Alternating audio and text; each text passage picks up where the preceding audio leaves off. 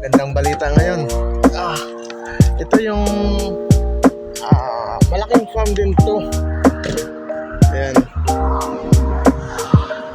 Malaking farm dito along the highway. Pwede ka lang bumaba. Tapos, yan, mga kaibigan natin na tupa. Hello, mga best friend. Ang laki ng farm dito.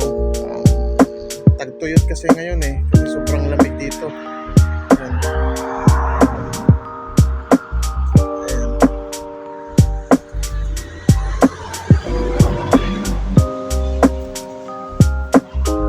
Tingnan natin dito. Best friend natin. Hello, best friend.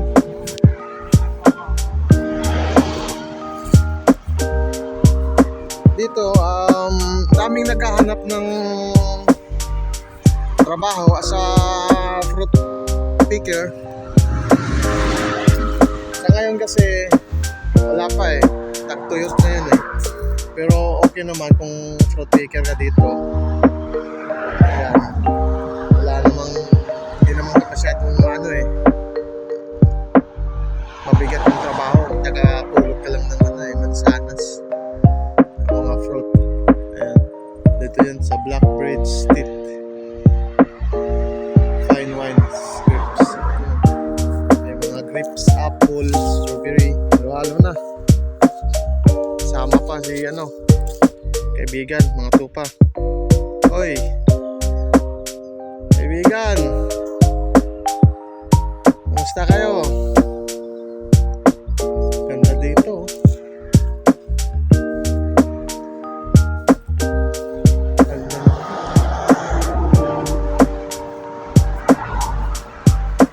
Yan, ang laki pala ng farm na to talaga. Abot hanggang dun. Hanggang dun pa pala to. Dun pa. Laki. Pagkakaalam ko sa fruit picker is 22 to 25 per hour. Natrabaho ka dito. Range ng salary is $22 to $25 per hour. Depende na lang sa sa may-ari. Malaki ng farm na to is company na talaga siya. May sarili ng kumpanya sa mga prutasan. Minsan yung iba tama lang,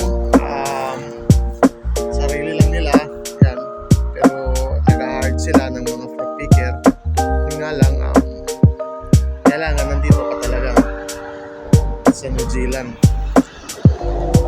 Bihira na lang siguro yung sa Pilipinas.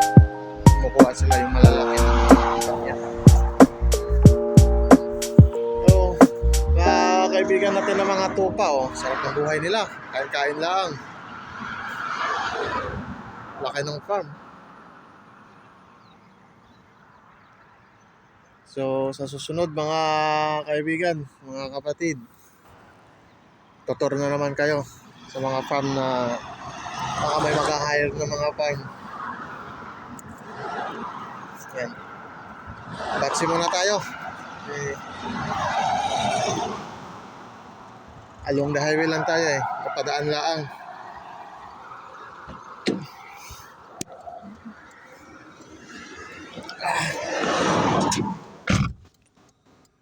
Sige mga kapatid, hanggang sa muli. Share ako ulit. Thank you.